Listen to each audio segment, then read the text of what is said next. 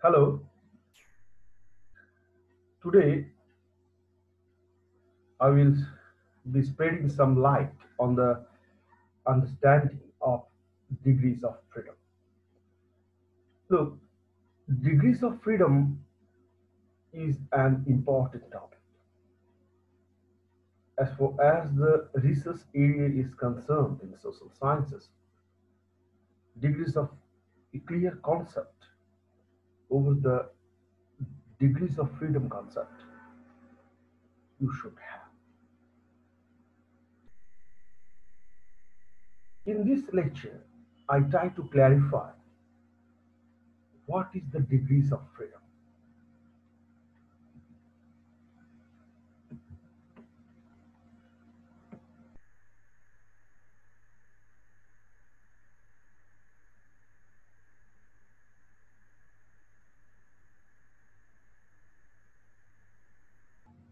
Now look,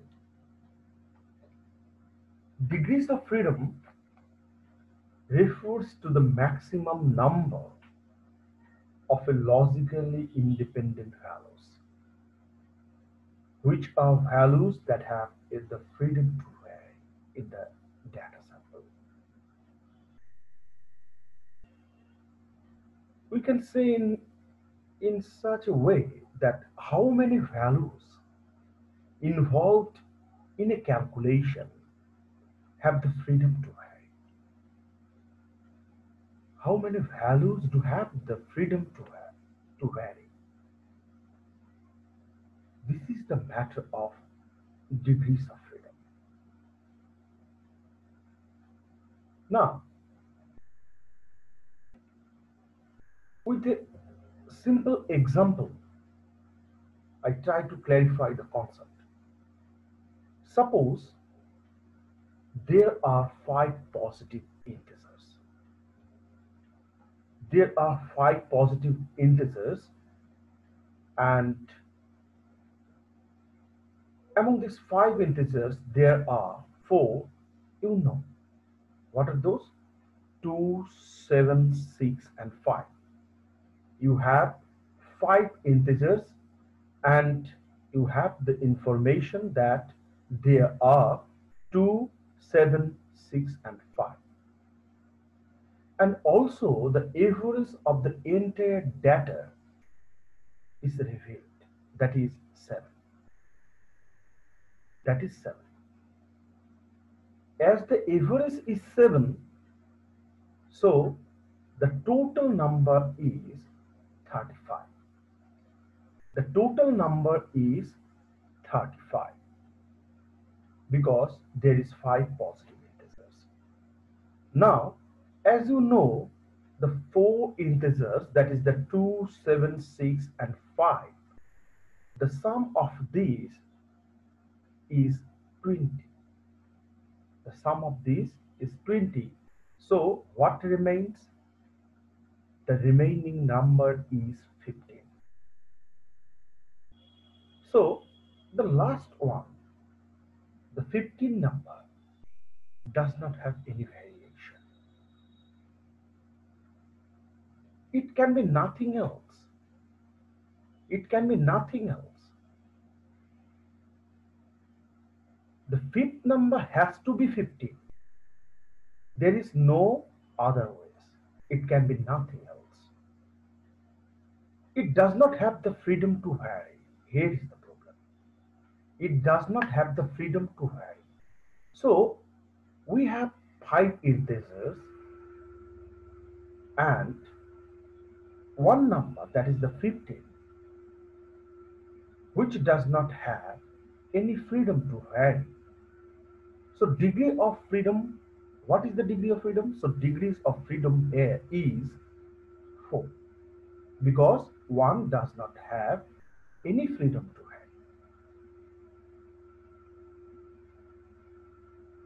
So in this example, when there are five positive integers, the degrees of freedom is 4. Okay. Now,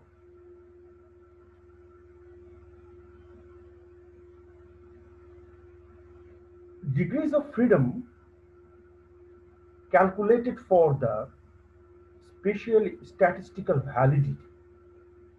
For the statistical validity, degrees of freedom can be calculated, such as chi-square test, t-test, and advanced F, F test. You have this type of tests you can, and here is the role of degrees of freedom. And degrees of freedom has the contribution to the validity of an outcome. Degrees of freedom has the contribution to the validity of an outcome.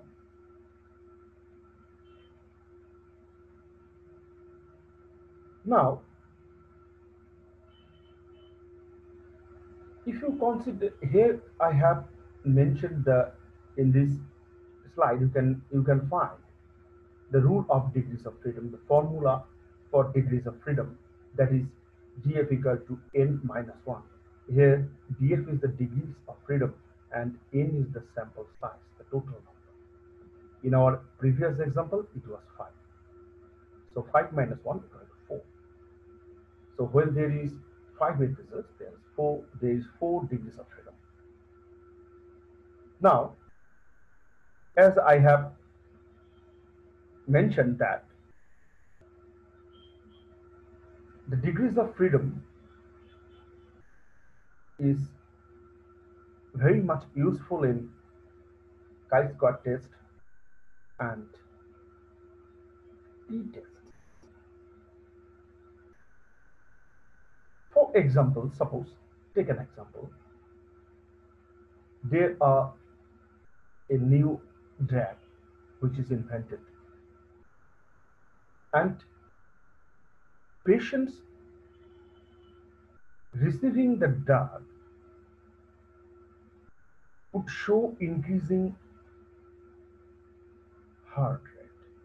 Okay, increasing heart rate. Patients who received the drug would show increasing heart rates, but the patients who does not receive the drug would not show any increasing heart rate. Their heart rate is normal. So, in this case, the chi-square test has an important role.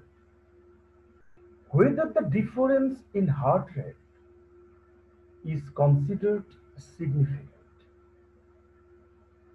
whether the difference in heart rates, that is the patients who received the drugs showing the increasing heart rate and the patients who who do not receive the drug does not show the abnormal heart rate, that is their normal heart rate. So here is the difference, the increasing heart rates and normal heart rates. So whether the difference is in heart rates is considered significant, chi-square test has an important role.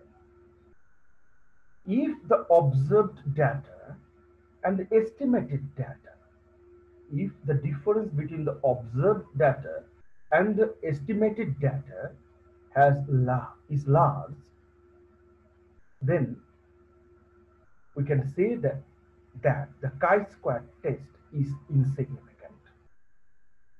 Okay, the chi-square test is insignificant. And if the difference, that is the difference between the observed data and the estimated data, then if it is small, the difference is small, then it is significant. The chi-square test is significant. If the chi-square test is significant, then the null hypothesis is accepted.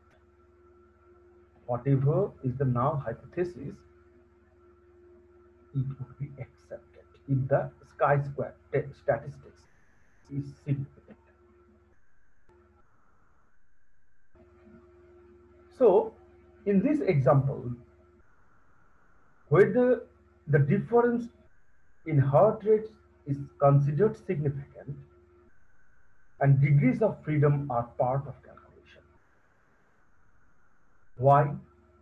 Because degrees of freedom identify how many values in the final calculation are allowed to vary. How many calculation, how many values in the final calculation are allowed to vary. So degrees of freedom has the contribution to the validity of an outcome.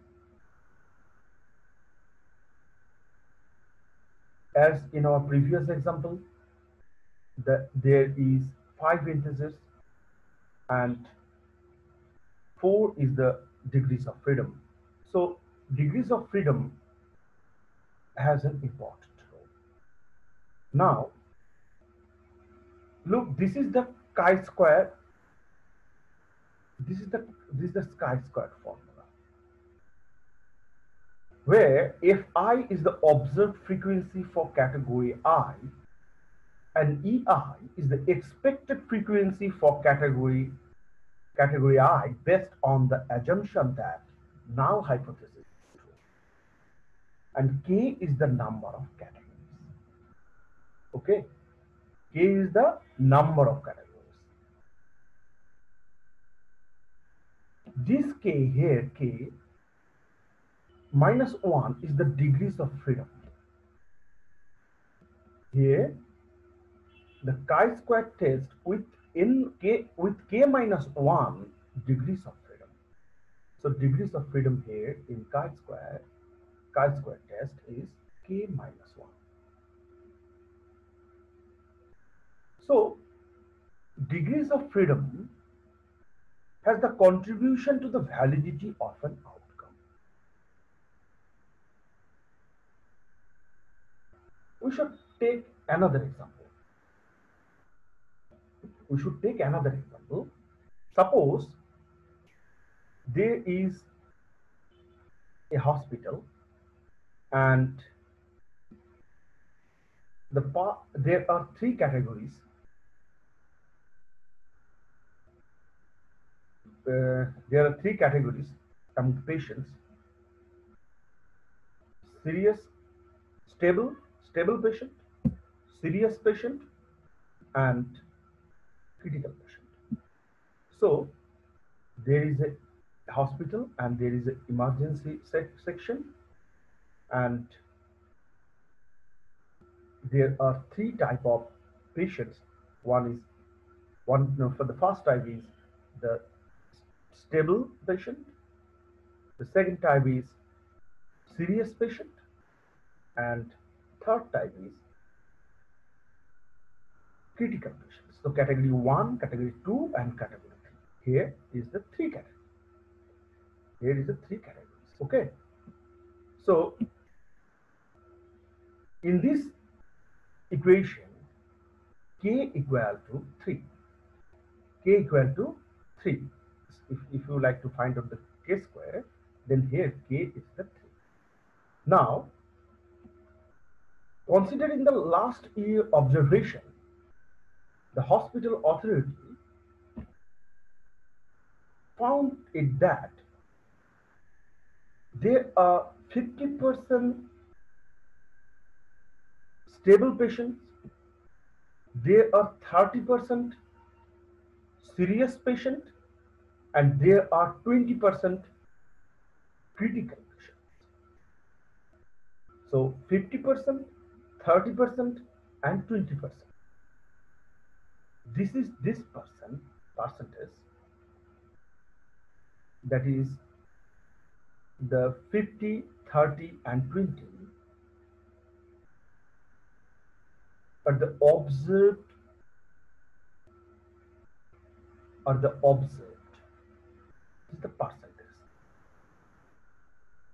This is the percentage. And suppose the hospital authority has selected 200 patients who have been who have been treated who have been treated and on the basis of the record there is they on the basis of the record, that is, I have mentioned that the 50% is stable and 20%, 30% is serious and 20% is critical.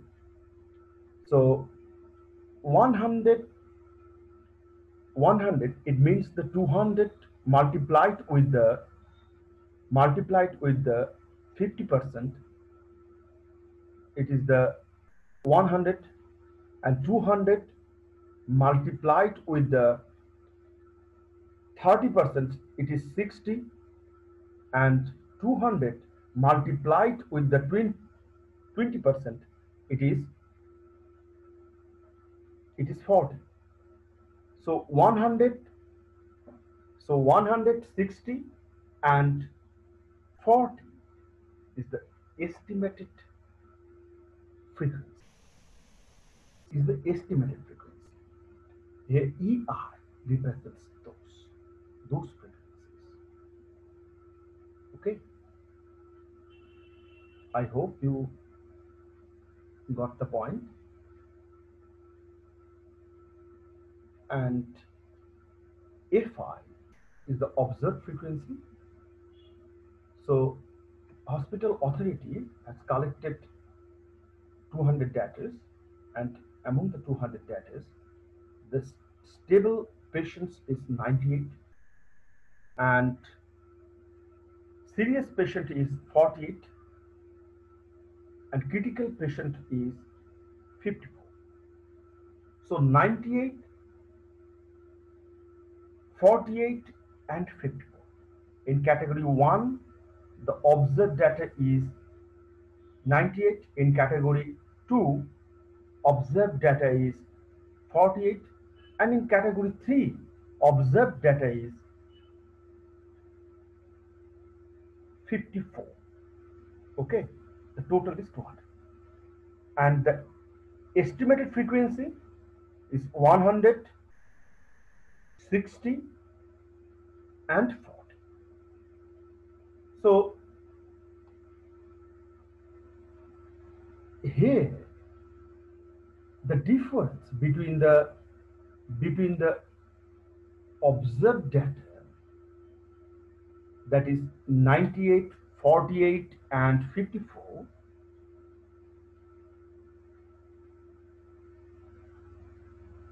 and 100, and this is the observed data, and the expected frequency, that is the 160 and 40, whether the difference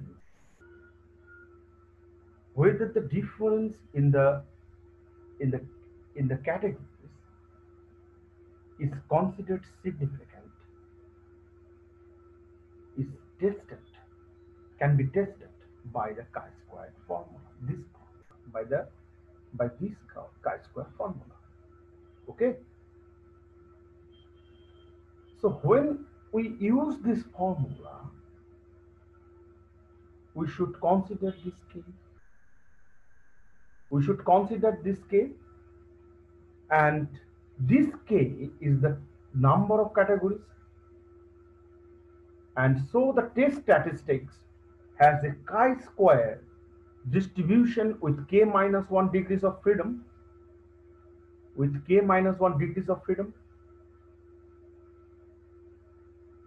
So degrees of freedom has the contribution to the validity of an outcome.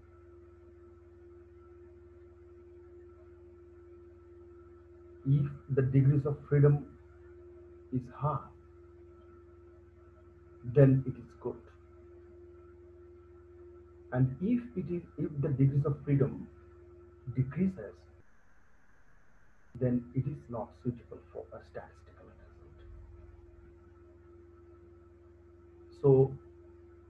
So overall understanding is that The degrees of freedom is an important topic in, in statistics, especially in the research of social sciences.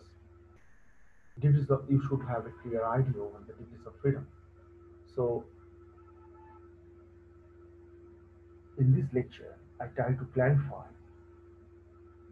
the degrees of freedom, and I hope you got the crucial point and enrich your knowledge. And thank you for enjoying this lecture.